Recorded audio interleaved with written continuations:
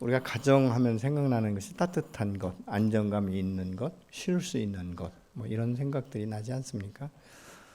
또 이제는 뭐 이 나이가 들고 하다 보면 대체적으로 이제 고향에 대한 그 아련한 생각들을 우리가 하게 되는 것이죠. 고향하면 굉장히 어렸을 적부터 안정감이 있고 인정이 많고 서로 교제하고 교통하던 것, 뭐 이런 생각들을 하게 되는 것이죠.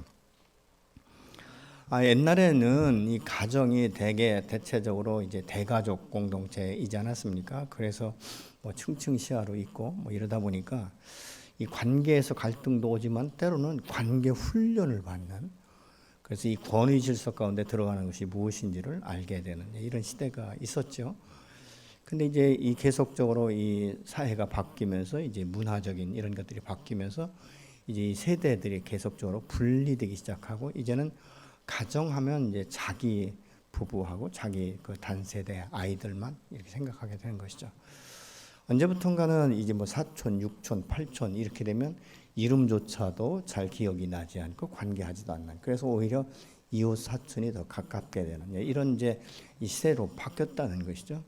또 요즘에는 어떻습니까? 아이들과 부모의 이 세대가 너무 많은 차이가 나서 뭐 아이들은 계속적으로 어떤 뭐 SNS나 이런 이제 그쪽으로 들어가서 자기 세계를 형성하고 부모들은 미처 따라가지 못하는 이런 것 때문에 소통의 부재를 가져오는 것이 오늘날 현실인 것을 우리가 볼 수 있게 되는 것이죠.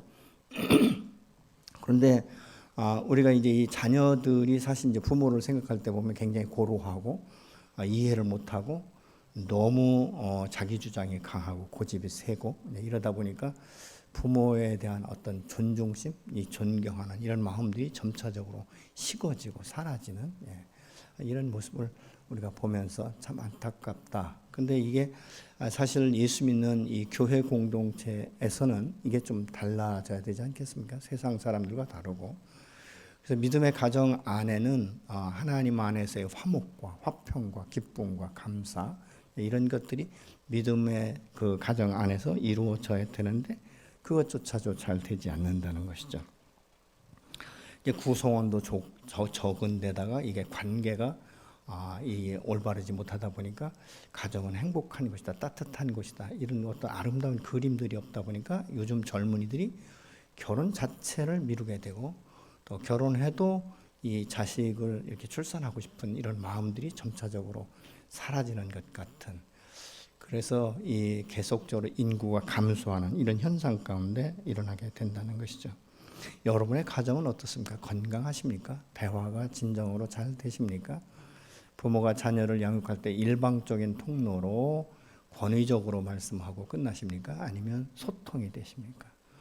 많은 가족 가운데 소통의 부재가 오게 되기 때문에 부모는 부모대로 외롭고 자식은 부모들이 자기를 이해하지 못한다는 이런 일념 때문에 부모하고 대화를 기피하는 이런 현상들이 일어나는 것들이 오늘날의 현상이다 이렇게 볼 수 있죠. 그렇다면 우리가 이 가정 가운데 자녀는 부모 앞에 어떤 자세로 서야 되는가? 이 사도 바울은 믿음 안에서 이 건강한 공동체를 이루기 위해서는 자녀들이 부모들에게 순종하고 공경해야 된다 이렇게 말씀을 하고 있습니다. 사실 이때에는 어떤 시대냐면 이 에베소 이 지역은 로마의 이 통치 아래 그 영향력을 받다 보니까 굉장히 이 가부장적이고 이 아버지의 권세가 굉장히 대단했습니다. 자녀들을 양육하다 자기 말을 듣지 않는다든가 자기 수준에 미치지 못하면 갖다 버릴 수도 있는 것이고 팔을 수도 있는 것이고 죽일 수도 있을 만큼 아주 엄청난 이 세력을 가지고 있을 때 사도 바울이 이 자녀들에게 말하는 것은 자녀들아 그 부모에게 순종해라 이렇게 말씀하고 있습니다. 근데 사실 우리가 부모에게 순종한다 이것은 뭐 존중받을 만하고 순종할 만한 어떤 행동, 어떤 그런 모습, 우리가 어렸을 적에 기억을 하면 무엇을 우리가 필요로 할 때 충분하게 채워줬다든가 사랑한다라는 어떤 이런 언어, 이런 메시지를 충분하게 듣는다든가 어떤 격려하는 이런 메시지를 듣고 큰 사람들은 그래도 그게 따뜻한 이 부모에 대해 생각날 거예요. 근데 그렇지 못한 사람은 자기가 부모면 부모였지 어떻게 그렇게 우리를 그렇게 무식하게 그렇게 양육할 수 있는가, 이런 것 때문에 부모를 존중하거나 이 공경하고 싶은 마음이 전혀 없을 수가 있다는 것이죠. 그럼에도 불구하고 사도 바울은 왜 이 시대에 이 부모에게 순종하고 공경하라고 말하고 있는가? 그것은 자연 법칙과 함께 이 하나님의 법칙이기 때문에 그렇습니다. 이 하나님의 이 법이라는 것은 뭐냐면 그럼에도 불구하고 너희 부모이기 때문에 순종해야 된다 이렇게 말씀하고 있죠. 그런데 이 본문의 오늘 말씀을 보면 우리나라 같은 경우는 이 유교적인 문화가 옛날부터 있었기 때문에 효문화 사상이 굉장히 강합니다. 그래서 오늘날도 이 효 사상을 본받자 이렇게 이제 이야기를 하다 보니까 하나님의 말씀이며 하나님의 명령인데도 불구하고 늘 어렸을 적부터 듣던 이 말이다 보니까 별로 그렇게 깊이 우리가 묵상하거나 이 부분에 대해서 신경 쓰지 않는 이런 일들이 일어나기 시작하는 것이죠. 마치 아이들이 부모님들이 반복된 이 훈련을 듣다 보면 그 말이 그 말 같아서 잔소리처럼 들리는 것과 같이 이런 느낌을 우리가 가질 수 있다는 것이죠. 그럼에도 불구하고 본문은 부모의 행동 때문이 아니라 주님 때문에 순종하라고 지금 말씀하고 있죠. 부모가 그리스도인이고 존경받을 만한 자격이 있기 때문이 아니라 부모님의 뒤에 계신 하나님을 우리가 기억하면서 이 부모를 통해서 나를 이 땅 가운데 보내시고 나를 나되게 하시고 오늘날 예수 안에서 거듭난 영원한 생명을 주신 이 하나님의 은혜를 기억하면서 우리가 부모에게 순종해야 된다라고 지금 말씀하고 있죠. 부모가 인격적이고 이 훌륭해서가 아니라 부모이기 때문에 절대적으로 순련하라고 이것은 권면이 아니라 명령을 지금 하고 있는 것입니다. 여기서 옳으니라 이 말은 이 원어상으로 보면 의로운, 거룩한 이런 뜻을 가지고 있습니다. 이것은 하나님의 창조 섭리와 함께 하나님의 성품에 따라서 부모에게 순종하는 것이 옳다 이렇게 지금 말씀하고 있죠. 그래서 옳다는 말은 마땅하다. 그래서 그 예로 이 가지가 뿌리를 온전히 인정하는 것과 같다는 것이죠. 여러분 가지가 아무리 무성하고 아무리 꽃이 피고 열매를 맺혔다 할지라도 뿌리 자체가 없어버리면 그것은 꽃꽂이와 다를 바가 없는 것 아니겠습니까? 시간이 지나면 시들고 말라서 결국은 고사할 수밖에 없는 이런 현실인 것을 우리가 볼 수 있게 된 것이죠. 부모를 공경하라는 것은 하나님께서 부모에게 주신 권위를 인정하는 것이기 때문에 이것은 부모를 사랑하고 존경하고 배려하는 여기까지도 포함되어 있는 것입니다. 부모를 공경할 때 하나님이 주시는 이 복에 대해서 출애굽기 20장 12절은 이렇게 말씀합니다. 내 부모를 공경하라. 그리하면 내 하나님 여호와가 내게 준 땅에서 내 생명이 길리라. 하나님의 언약이며 하나님의 이 축복이다라고 말씀을 하고 있습니다. 우리가 그럼에도 불구하고 오늘날 많은 사람들이 부모 세대를 이해할 수 없다라고 말하고 부모의 권위를 무시하면서 자기 자녀들 앞에서 부모에 대해서 함부로 말을 합니다.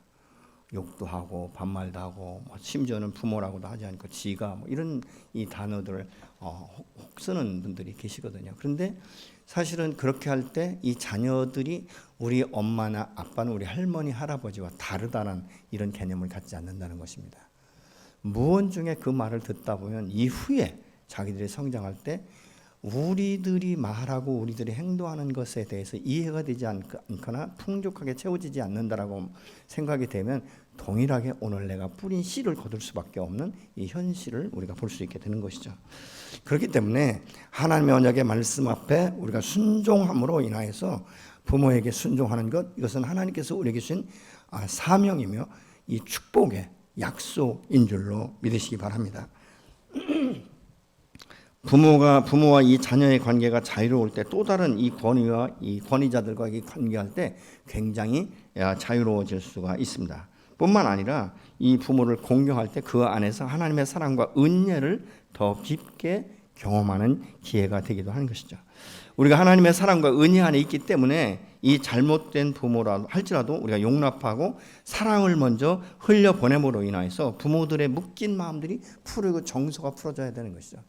제가 이 상담 사역을 하다 보니까 말이죠. 이 부모 세대는 그 위의 세대로부터 사랑과 축복의 메시지를 전혀 받지 못하고 성장한 사람들이 굉장히 많습니다.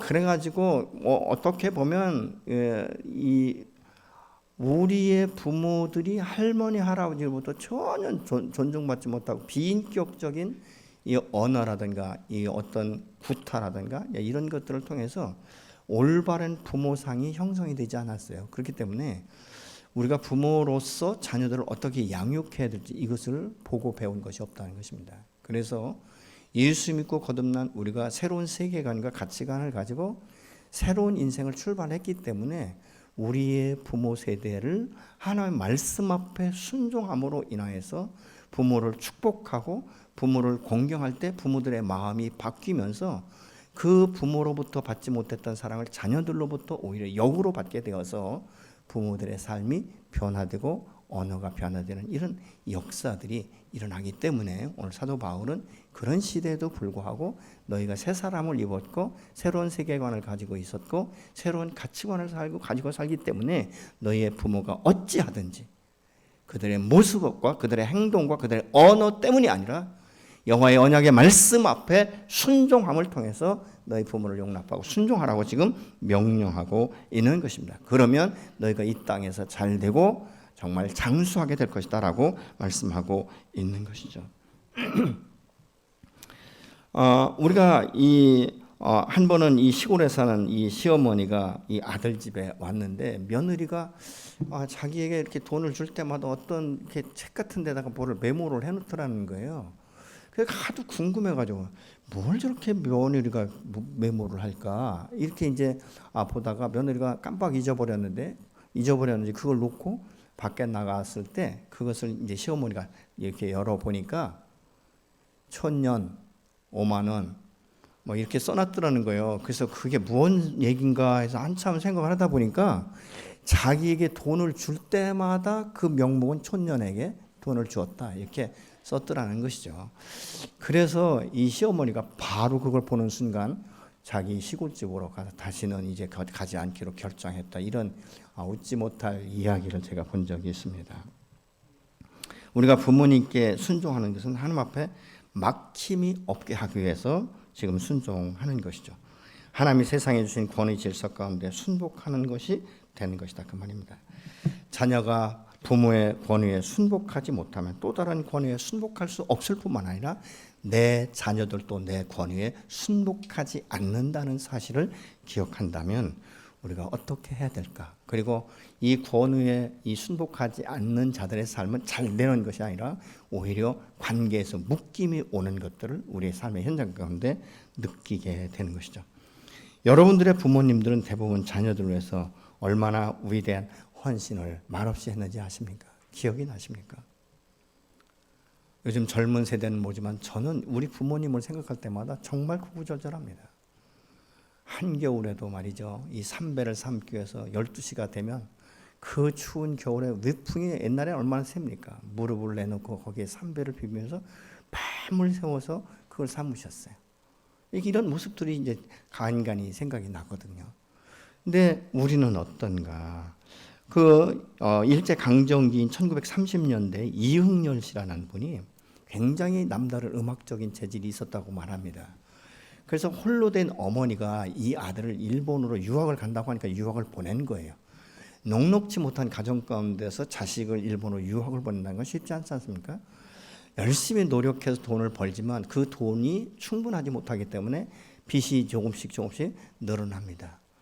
근데 이제 일본에 유학 갔던 아들이 하는 편지가 이렇게 옵니다. 어머니, 내가 음악을 할 때 작곡과를 선택을 했는데 이 작곡을 하려면 피아노가 있어야 되는데 피아노가 없다 보니까 내가 음악을 더 이상 여기서 연구할 필요가 없습니다. 그래서 대학을 접고 내가 고향에 들어가서 어머니를 모시고 살겠습니다. 이렇게 이제 편지가 왔는데 그 다음 날부터 이 어머니가 새벽 동틀 무렵부터 아주 밤이 오는 이 어스름역까지 이산저산 돌아다니면서 솔방울을 채취를 했다고 그래요. 왜 솔방울을 채취했는가 이렇게 물어보니까 이 솔방울이 처음에 불을 붙일 때 화력이 굉장히 다른 것보다 강하다고 말합니다. 그래서 얼마나 열심히 왔는지 그때 당시에 쌀 한 가마니가 13원이었는데 400원을 모아서 아들에게 보냈다라고 말합니다. 그래서 이 아들이 이흥열 씨가 그 돈으로 피아노를 사서 첫 번째 작곡한 것이 무엇이냐면 이 양주동 씨가 쓴 이 시 어머니 마음이었다고 말합니다. 그래서 오늘날 우리가 잘 부르지 않습니까? 나실 때 괴로움 다 잊으시고 기르실 때 밤낮으로 애쓰는 마음. 이 노래를 이흥열 씨가 처음으로 작곡했다라고 말합니다. 이것이 부모의 심정인 것입니다. 내 모든 것들을 다 달른다 할지라도 내 자식이 잘 될 수만 있다면 대부분의 부모들은 그렇게 헌신하는 것이죠. 그러면서 생색을 내지 않는 부모들이 얼마나 많은지 모릅니다. 여러분은 부모님을 어떻게 생각하십니까? 그리고 어떻게 섬기십니까? 많은 사람들이 착각하기 쉬운 것이 자신이 이만큼 성장한 것은 스스로 노력했고 똑똑해서 밤을 새워 공부했기 때문에 여기까지 왔다라는 착각을 하기 때문에 부모들을 무시하는 것이죠. 이전에는 시골에서 소 팔고 땅 팔아서 자식들 가르쳤어요. 근데 하루는 이 서울에 대학을 다니던 아들이 친구들하고 왔는데 아버지가 이제 이 소 외양간을 칠 때 친구들이 저분이 누구냐 하니까 우리 집 머슴이라고 했다는 거예요. 아버지라고 하지 못하고 말이죠. 얼마나 이 자기 체면을 생각합니까? 그 아버지가 아니었으면 자기가 어떻게 대학을 다닐 수 있겠습니까? 여러분이 지금 자녀들에게 하는 이상으로 부모님도 하셨다는 사실을 우리가 기억한다면 우리가 부모를 어떻게 공경해야 될지 다시 한번 생각할 수 있지 않습니까? 저는 어떤 때 보면 이런 생각을 해요.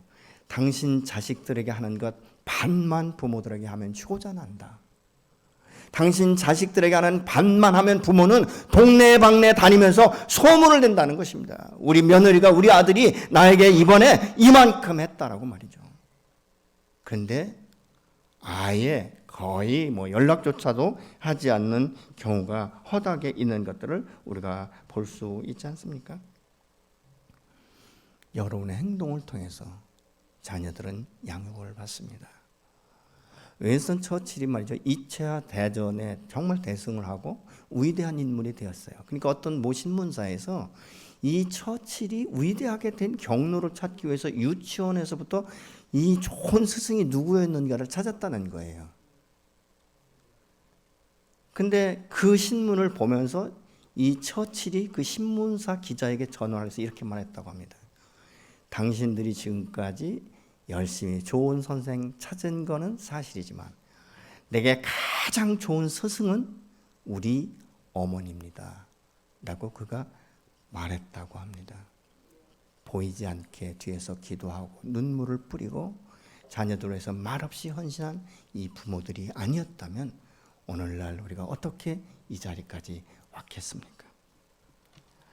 그러면 이 부모들이 자녀들을 어떻게 양육해야 되는가? 사도 바울은 4절에 또 아버지들아 너희 자녀를 노엽게 하지 말고 오직 주의 교훈과 훈계로 양육하라고 말하고 있습니다. 부모들아 이렇게 말하지 않고 아비들아 이렇게 말한 것은 당시 에베소는 로마의 영향력을 받는 사회였기 때문에 굉장히 아버지의 권위가 대단하다고 말합니다. 우리나라도 얼마 전까지만 해도 가부장적인 이런 제도 아래서 그냥 남편이 왕이고 부모가 왕이지 않았습니까? 그렇기 때문에 지금 사도 바울은 아버지가 자녀의 교육을 책임져야 된다라고 말하고 있죠. 자녀의 양육에 절대적인 권한을 가졌는데 그 권한을 아버지가 자식이 마음에 안 들면 팔아버리고 죽일 수 있는 이런 권위가 아니라 하나님 안에서 너의 자녀를 어떻게 양육할까? 아버지의 관점, 아버지의 마음을 가지고 너희가 자녀를 양육하라고 지금 말하고 있는 것이죠. 왜요?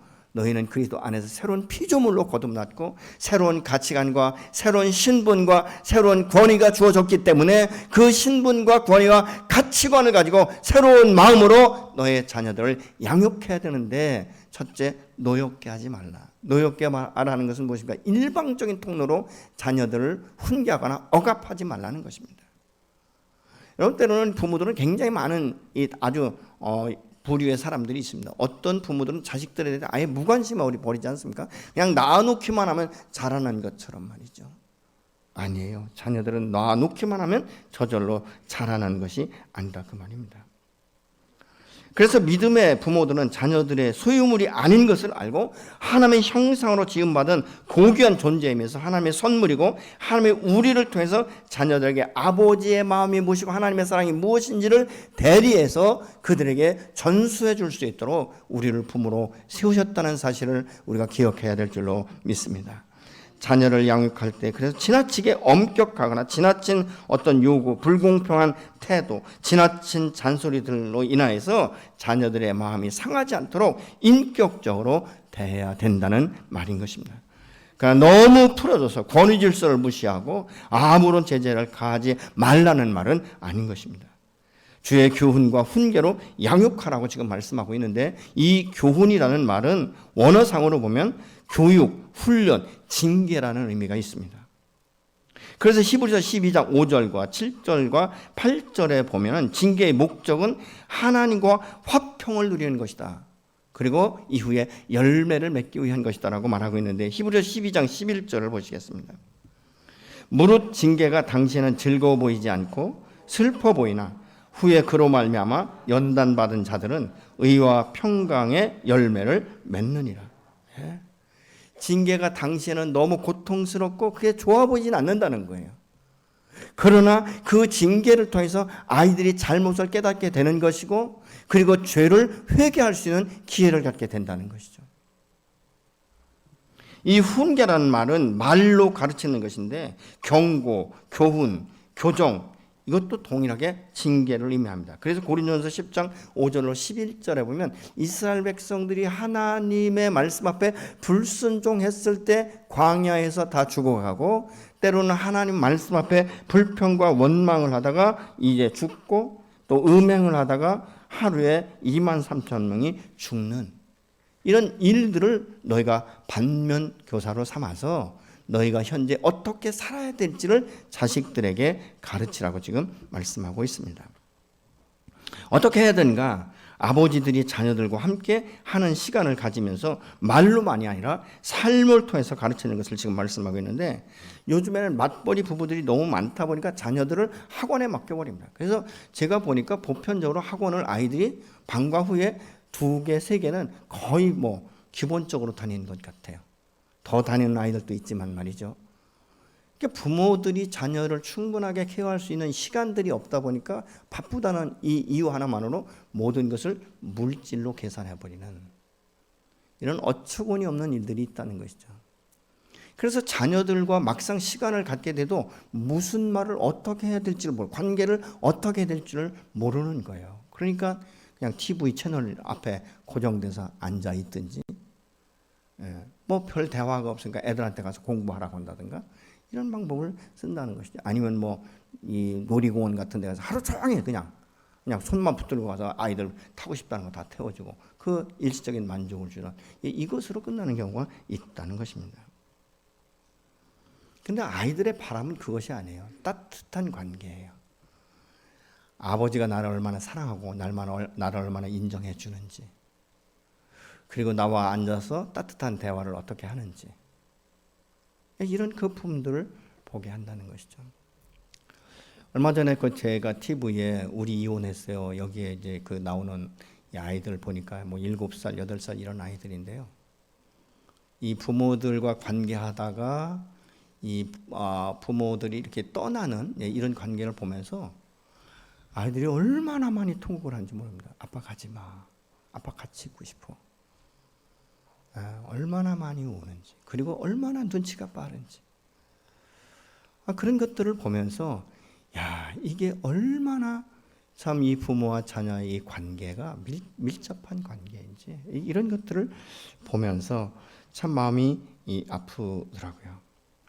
여러분, 우리가 아이들 안에서 질문하는 게 대부분 너 학원 잘 갔다 왔냐, 진도는 어디 나가냐, 공부는 얼마나 했냐, 학교에서 시험 보면 몇 점 맞았냐, 이런 것들만 질문하다가 자기 그 생각에 못 미치면 얼마나 혹독한 언어를 사용하는지. 심지어 어떤 분들은 그러잖아요. 네가 사람이냐? 우리가 어떻게 노력을 해서 너를 지금 그렇게 가르치고 있는데, 너를 그렇게 후원하고 있는데 어떻게 너는 부모 마음을 그렇게도 모르느냐라고 매설차게 말하지 않습니까? 아이들은 격려받는 시간이 필요한 거예요. 사랑받고 있다는 것을 확인하고 싶은 거예요. 근데 부모들은 어떻습니까? 일주일 동안 너무 힘들다가 잠깐 쉬는 시간에 이 자녀가 그렇게 자꾸 밀착해서 다가오면 이게 자체가 귀찮아서 밀어내고 피곤해서 자야 된다고 하고 그러지는 않습니까, 여러분? 여러분 일주일에 보편적으로 자녀들과 몇 시간씩 관계를 합니까? 어떤 대화를 하고 계십니까? 자녀들과 함께 한 시간을 우리가 못 보내면 많은 사람들이 물질로 계산합니다. 필요를 공급해 주는 것으로 만족하지 않습니까? 그러면서 아이들이 성장하면 이해하겠지. 누구를 위해서 내가 이렇게 고생하는지를 이해하겠지. 근데 여러분 이해하지 못합니다. 상처는 상처로 남을 수밖에 없는 거예요.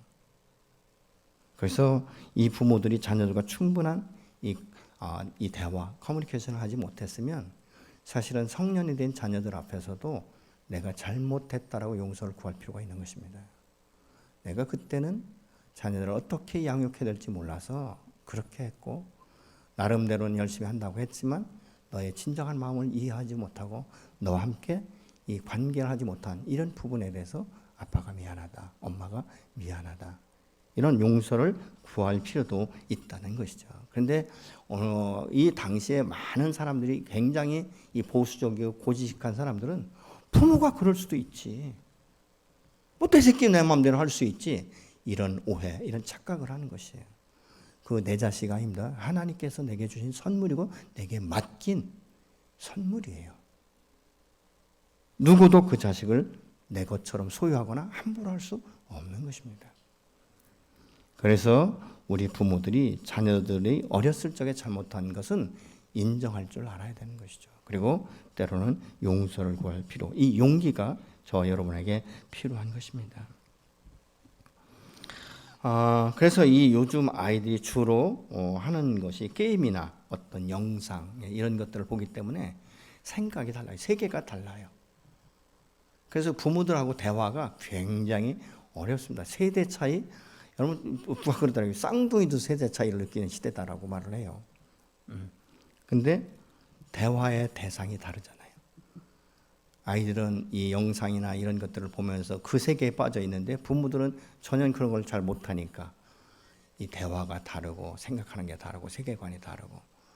근데 제가 볼 때 참 안타깝고 안쓰러운 것이 뭐냐면 이 아이들이 하나님의 말씀 앞에 들어오기보다는 세상적으로 너무 세속화되어 나가고 있다는 것입니다. 그래서 요즘 세상에 우리가 신앙생활 잘해야 된다라고 자녀들에게 이야기하면 전혀 다른 세상의 이야기들을 하는 것들을 우리가 보게 되는 것이죠. 그래서 사실은 이 험악한 세대에 자녀들이 믿음 안에 살기 위해서는 부모들이 이전보다 더 많은 시간들을 몸부림쳐야 되는 것이죠. 기도하고 말씀을 선포하고 이 자녀들의 영혼을 위해서 하나님의 축복이 임하며 진리의 말씀 가운데 바로 설 수 있도록 그것이 매우 중요한 것이죠. 어떤 때 보면 식당에 가면 물론 세대가 제가 세대 차이가 나서 그런지 모르지만 이 부모들이 밥을 편하게 먹기 위해서 아이들에게는 핸드폰을 그냥 줘버리더라고요. 그래서 좀 성장한 애들은 게임을 하고 조금 어린 애들은 그냥 이 영상을 보고. 근데 여러분 그렇게 하다 보면 식사 예절이라든가 이런 예법들을 자녀들에게 가르칠 수 있는 시간이 없는 거예요. 사실 어떻게 보면 식사는 하나의 예절이에요. 그렇잖아요. 이 안에서 관계 훈련을 받는 거예요. 식사하면서 어떤 대화를 할 것인지. 사실 이런 그 부분에 대해서 우리 부모들은 더 많은 기도와 함께 많은 연구를 해야 되겠죠. 여러분 밥 먹는 시간에는 게임만 해도 괜찮고 밥 먹는 시간에 영상을 보는 것이라면 이 아이들이 성장해서 나중에 성년이 되었을 때 어떤 사고방식을 가지고 식탁을 대할 것인가. 그리고 그 아이들이 성장해서 또 결혼했을 때 그 자녀들과 어떻게 관계를 할 것인가. 우리가 생각해 본다면 현재 나의 이 삶과 나의 세계관, 나의 가치관, 그리고 내와 자녀들과의 이 대화와 나와 부부간의 대화, 이런 것들을 어떻게 할 것인지 다시 한번 어른된 우리들은 생각해 봐야 될 것입니다. 요즘 세대는 또한 이 자녀들이 한둘이다 보니까 너무 아끼는 거예요. 징계하지 않는 거예요. 처단하지 않는 거예요. 그런데 성경은 분명히 말합니다. 너희가 징계하지 않고 처단하지 않으면, 체벌하지 않으면 사상제와 같다라고 지금 말하고 있습니다. 히브리서 12장 8절을 보시겠습니다. 징계는 다 받는 것이거늘 너희에게 없으면 사생자요 친아들이 아니다. 친아들이 아니라는 거예요. 여러분 남의 자식 혼나지 않습니다. 그렇지 않습니까? 무엇입니까? 사랑하면 때로는 잘못된 것에 체벌을 하되 자기의 감정, 자기의 분노를 폭발시키지 말라는 것입니다. 거기에 부응하는, 그래서 손바닥을 때리든지 아니면 종아리를 회초리로 때리든지 손이 닿지 않고 그 중간 매체를 통해서 자녀들을 체벌해야 된다는 것이죠. 그래서 자녀들이 애가 잘못했을 때는 이것이 얼마나 이 잘못된다는 걸 알아야 되는 것이죠. 그래서 세상 법도 지킬 수 있는 것이죠. 세상 법을 어기면 우리는 반드시 대가지불을 하지 않습니까? 자녀들 그래서 말씀으로 양육하고 기도로 양육하는 이것이 매우 필요한데 문제는 뭐냐? 내가 기도하지 않는다는 것입니다. 내가 말씀 보지 않고 묵상하지 않는다는 것입니다. 여러분이 영성은 흘러가는 거예요. 말이 아니라 삶을 통해서 흘러가는 것입니다. 여러분 부모의 기도를 아이들이 다 듣고 있어요. 하나님 말씀을 묵상하고 거기에서 한마디 한마디 툭툭 던져주는 말을 아이들이 안 받는 것 같지만 그 귀로 듣고 자기도 모르게 마음판에 새겨진다는 사실을 우리가 기억한다면 부모들이 기도해야 되지 않겠습니까? 전 그렇게 생각해요. 앞으로 다음 세대를 위해서 부모들은 적어도 1시간 이상 기도해야 될 것이다. 왜? 이 세상에 어둠의 권세로 가득 차 있기 때문에 일시적인 쾌락을 얼마나 많이 추구하고 있는지, 이 아이들이 눈만 뜨면 세상의 유혹이 얼마나 강렬한지를 알기 때문에 기도해야 되는 것입니다. 여러분 하나님 안에서 부모 세대가 축복받는다라고 믿으십니까? 그럼 다음 세대도 반드시 축복을 받아야 되지 않겠습니까? 축복권은 누가 가지고 있습니까? 돈 많은 내가 축복권을 가지고 있습니까? 아니에요. 모든 축복권의 근원은 여호와 하나님으로부터 출발되는 줄로 믿습니다. 그렇기 때문에 우리의 자녀들이 내가 돈을 유산으로 주는 것도 중요하지만 그보다 더 중요한 것은 내게 준 이 모든 축복권이 아버지께로부터 왔다, 하나님께로부터 왔다는 것을 자녀들에게 삶의 현장 가운데 가르치는 것입니다. 하나님의 언약의 말씀을 지킬 때 어떤 유익이 있는지, 어떤 축복이 있는지를 우리는 자녀들에게 가르쳐야 되는 거예요. 아무리 많은 재산을 물려줬다 할지라도 자식이 그것을 감당할 수 있는 능력이 없으면 그거 얼마 가지 않습니다. 물질을 물려주는 것 이상으로 중요한 것이 무엇이냐? 이 물질의 축복의 근원지가 어디인지를 가르쳐주고 그 근원으로부터 출발되는 이 축복을 받으려면 어떻게 그릇을 준비해야 되는지를 가르쳐주는 것. 심고 거두는 법칙도 자녀들에게 가르쳐야 됩니다. 자녀를 훈계하고 자녀를 징계하는 것을 여러분 죄로 생각하시면 안 됩니다. 잘못됐다고 생각하시면 안 됩니다. 그렇기 때문에 오늘날 가정 가운데 이런 이 일이 비일비재하게 일어나니까 아이들이 학교에서 잘못됐을 때 선생님이 훈계하거나 선생님이 매질을 하면 얼마나 쌍시옷자로 선생들을 무시하는지. 권위가 없습니다, 여러분. 이 권위가 어디서부터 없어졌는지 아십니까? 물론 교사의 문제이지만 가정에서의 문제예요. 사랑하면 여러분 징계하십시오. 무식하게 때리라는 말이 아니라 왜 잘못됐는지, 네가 왜 매를 맞아야 되는지, 그래서 정확하게 한 대를 때려도 아주 따끔하게 때려서 잘못했을 때 이 대가지불이 어떤 것인지를 자녀에게 가르쳐 준다면 이 세상에서도 올바른 관계를 형성하면서 살 것입니다. 여러분 저도 부모지만 참 부모의 이 삶이 참 녹록지 않지 않습니까? 쉽지 않습니다. 그러나 가르치면 늙어도 그대로 하나님의 전을 떠나지 않으면서 부모에게 효도한다라고 말합니다. 잠언 22장 6절을 보시겠습니다. 마땅히 행할 길을 아이에게 가르치라. 그리하면 늙어도 그것을 떠나지 아니하리라. 이 말씀을 자녀를 양육하는 일에 있어서 여러 가지 면으로 보게 합니다. 자녀 양육은 그 열매를 통해서 반드시 보여지게 되는데 그 열매가 무엇인가? 자녀들이 성장해서 사회생활하는 모습을 보면 알게 된다는 것입니다.